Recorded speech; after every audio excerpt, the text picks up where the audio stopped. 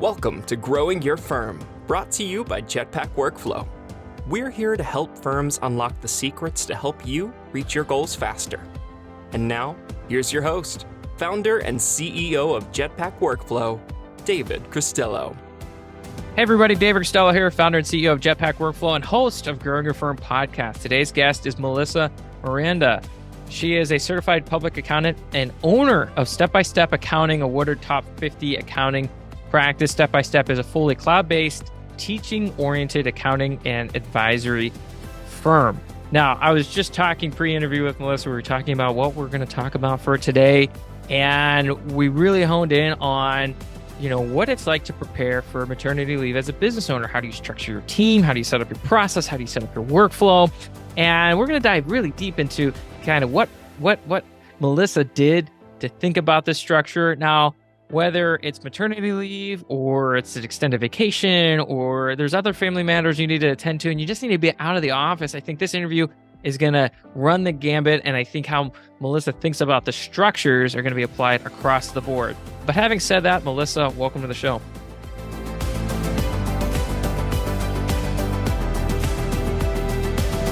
Thank you, David. I'm glad to be here. Fantastic. Well, just a little bit more context on the firm before we dive in. What's a typical client for you? What does it look like, size? And then what are the typical services you offer that client? Sure. So our typical services are going to be accounting and advisory services. So most of our clients are going to be a small business between 600,000 to 2 million in size with maybe 5 to 15 employees.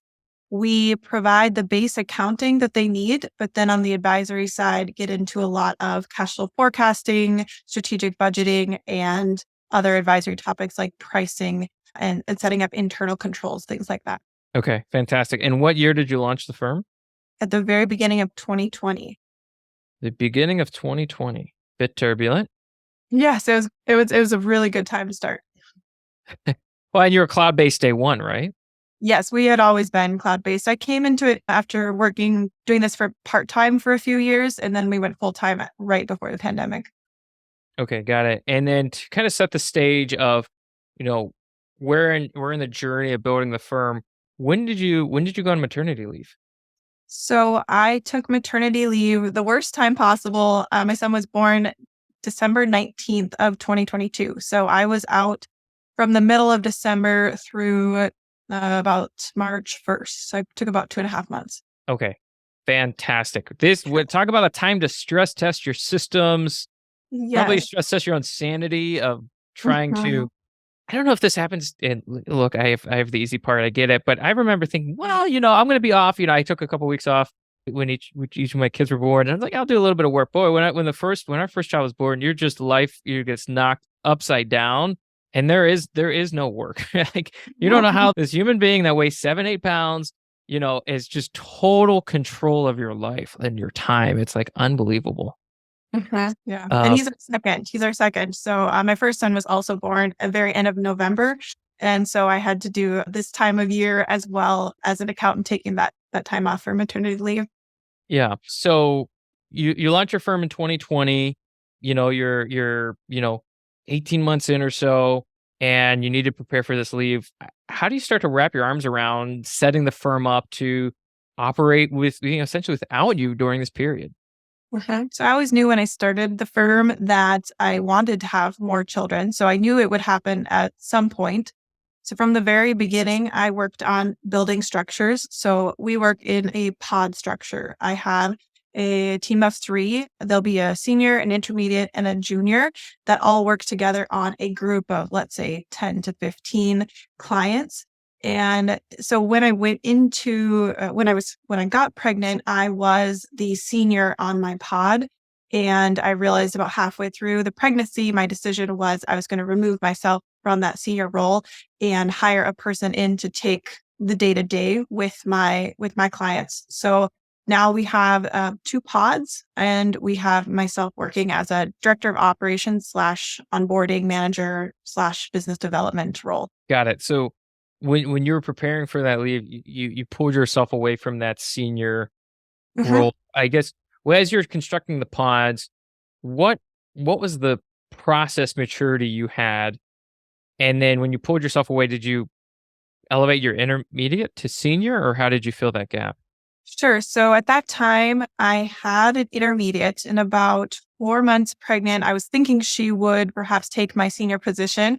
And I think she probably knew that pressure and wasn't comfortable taking that. And so she went to a different company. And so I ended up having to hire into the senior role, like a person brand new to the firm. My junior at that time, I promoted to an intermediate. I hired a new junior and I hired my senior as well as a junior on my second pod. And so we had 3 people start when I was about 5.5 months pregnant. And so that it was a race to the end to get everybody onboarded and all the clients moved over. Got it. Got it. Okay, we're gonna get into hiring for sure then, because that makes a lot of sense. That's fantastic. And when you were out, something happened. What was the decision making authority throughout the organization? While I was out. So one thing that I was very conscious about before I left was leaving very clear expectations about who I wanted to do what things. And we did a lot of training before I left. We used Jetpack Workflow. And so everything that was contractually obligated to a client was inside of Jetpack. And as many subtasks as I could put in there with directions, I put. I also made sure that my team knew, if there was an error or a mistake, how to handle it. So we had the policy and it was written that if a firm member made a mistake less than 10% of the client's monthly amount, that they had the authority to offer to cover that mistake. Like if we missed a bill and we had a late payment or for whatever reason, if it was higher than that, I wanted to know about it. And then I also was very conscious about when a team member would come to me and ask me a question, I would rephrase it and I would say, well, what do you think we should do? So that they could gain confidence in the answers that they were coming up with, instead of just me being always the one that would answer the question for them. And I mean, obviously we're on here because it ran smoothly, but were there any hiccups or anything in hindsight you're like, well, I kind of missed that, so good, if we were, designing it again for maternity leave or any other extended leave, would you do anything different? Would you tweak anything, or did you feel like you had the right formula? My biggest mistake was not stopping taking new clients early enough in my pregnancy. So I thought that, starting to stop taking clients when I was about 7 months pregnant was going to be early enough. And I wish I would have done it. I wish I would have stopped at 6 months. So I took a client right at my 7-month pregnancy mark. And it was a bigger client than I probably was able to do at the time because, with pregnancy, your energy levels can sometimes be lower. I was pregnant and I ended up needing extra medical appointments towards the end. And then he was born 2 weeks early. So it really, between all of the training and the new hiring and my capacity and my priority being mine and my son's health, I wish I would have stopped earlier if I could have.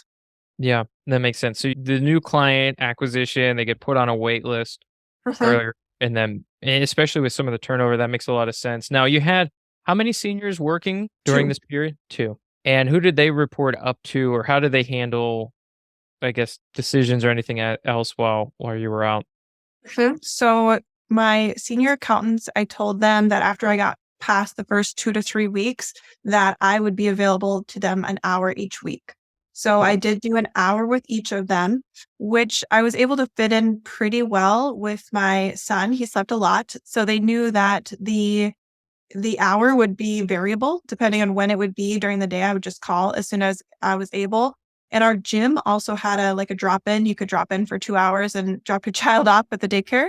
So then I could sit in the lobby and take any calls, any questions that my senior needed. So I never did Okay. any work during that time, but I would sometimes answer questions like, oh, hey, check that. Or, oh, yes, we do have that document. Check in this folder. It's called this, so I helped with questions as needed. Okay. Well, to rewind a little bit, you mentioned you were gearing up, you were gonna go out of the senior role, and then you had turnover, and so you must have a pretty strong hiring process. So when you needed to go back into the market and fill the senior role, What does that system look like for you?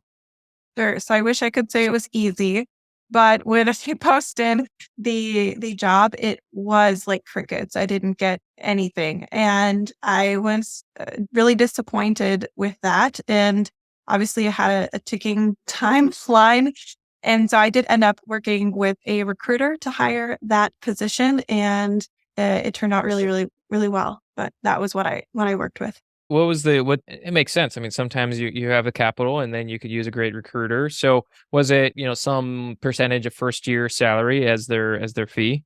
Yes. Yep. That's how it was structured. And the folks, do you mind saying the percentage? Was it 20, 30% year one salary, or somewhere in that ballpark?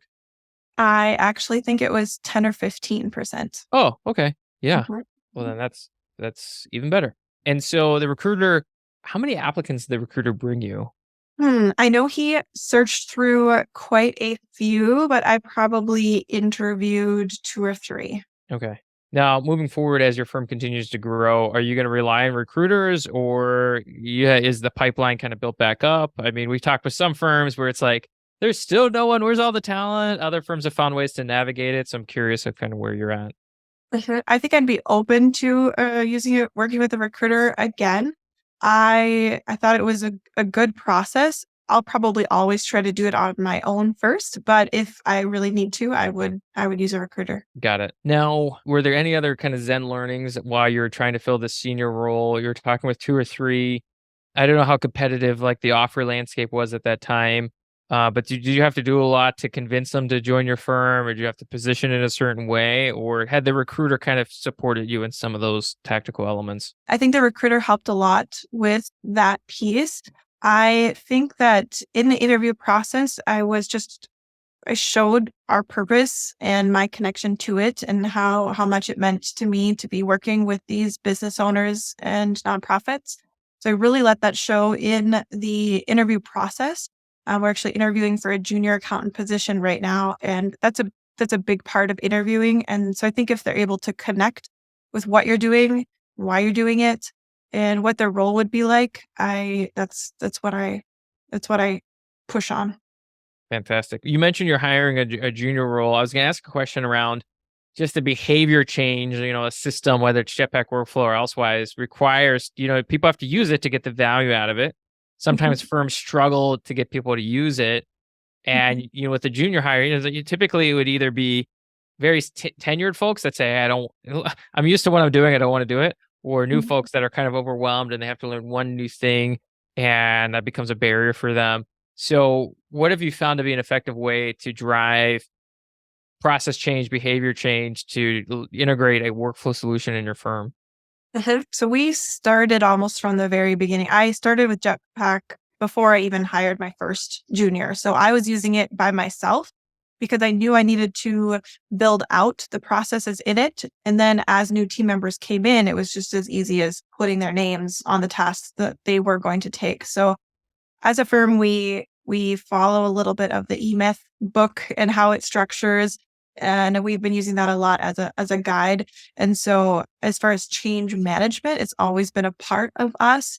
Our name Okay. is step by step accounting, so we're pretty good at writing step by step instructions. And a workflow software would be, I mean, it's just pretty obvious choice. Awesome. Awesome. And so, fast forward today, remind us of what is the current organizational structure that you have in place? Sure. So we are a team of 6. So like hiring this junior, I have one full pod, which is a junior, an intermediate, and a senior. And then I have a senior and the junior that I'll be hiring, and an admin assistant who helps a lot on the admin and marketing side. Okay. Yeah. I mean, I think what's so fantastic about the way you've approached the firm is you had this design of a structure you knew you wanted to start from day one. And so it just sounds like you're working your way out of a job and up the ladder, right? Yeah. I know early on I'm going to be doing junior work. But the great news is once we get certain, revenue threshold, I'll hire a junior Mhm. and intermediate, senior, rinse, repeat.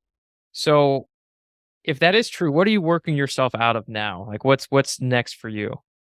I'm really on the fence. I will either hire or promote a director of operations, into that role, and then I will stay on the onboarding side, or we'll find someone to be the project manager type onboarding manager piece next. That'll be my next move. Cool. And help unpack for the audience the onboarding manager. What would that person be doing? What would their output look like? Sure. So that's the first person that a prospect is coming into contact with. So they're going to do the initial consultations, the diagnostics reviews. We do pretty thorough diagnostics that we charge for. Then they would be creating proposals. Once the proposals are accepted, that role is running the cleanup jobs and doing all the cleanup conversions, catch-up type work, and as well as training and QBO consulting. We do that on an hourly basis. So that person would do those, and then being the handoff to the senior accountant, getting that all in flow. Got it. Makes perfect sense. And what do you charge for diagnostics? So that I've been doing $300 to $500. I will typically base that depending on the size of the client, as well as the complexity that I'm expecting to see. If it is a personal referral or a personal connection, I'll usually say that's what the price is, but waive the fee if it's a personal connection. But otherwise, we charge it. Okay, fantastic. All right, and then to switch gears to the director of operations, where would they sit? Would your seniors report up to your director of ops, or where does that role sit in the organization? What does that encompass? Yep, our seniors go up to the director of operations. Okay, got it. Now, you mentioned eMyth. One of the 5 questions I have, I see a couple books behind you. What are the 2, 3, 4? If somebody's listening right now and they love your journey and they kind of want to understand what's been the most impactful books, either ones you've referenced the most, or you tell other people they should read the most, what would that be? So eMyth is up there. We also roughly use Traction, the EOS book. As well, I quite like the 7 Habits of Highly Successful People. That one I think has just great information. So a lot of our firm is based on those 3 books. Okay, fantastic. Well, if somebody wants to reach out, say thank you, learn more, what is the best way for our community to connect with you? Sure. Yes. So I have a link tree. So that is linktr.ee/step-by-step accounting. Okay, fantastic. We'll link that up in the show notes. And you also want to talk about, you did something really special for the Growing Your Firm community. You want to talk about the PDF you put together? Yeah. So when I was going into maternity leave, I could find lots of checklists on how to get ready for baby, get your house ready, things like that. But I really couldn't find a resource for business owners going into maternity leave. So I wrote down everything that I could think of that I used and I learned going in and through and after maternity leave in a sort of a checklist guide. It's about 6 pages because I'm pretty detailed. But I do have that available if anyone would be interested in getting some tips. Okay, fantastic. And we talked about this on the pre-interview a bit, but if anybody wants that resource, we'll link it up. I know you have a URL. We're going to drop that at jetpackworkflow.com/blog. That's jetpackworkflow.com/blog. It will be there, plus all the resources, write-ups from today's interview. If you enjoyed today's interview, leave a review. It helps us get the word out. And if you really loved it, if something sparks a new idea, a new way of thinking about the business, whether it's about how you structure your time off, the check-ins, hiring, whatever it may be, share it with a fellow firm owner. I know that's a great way to say thank you to Melissa for coming on today's show. Melissa, I really appreciate the time. All right. Thank you, David. Thank you for joining Growing Your Firm, the podcast series for global, small, and medium-sized businesses ready to scale and increase profits. You can check out more podcasts by following the links in the show notes. And don't forget to subscribe, rate, and review wherever you're listening. At Jetpack Workflow, we're all about maximizing returns for accounting firms and CPAs. Check out more podcasts on growing your firm and subscribe wherever you listen to podcasts.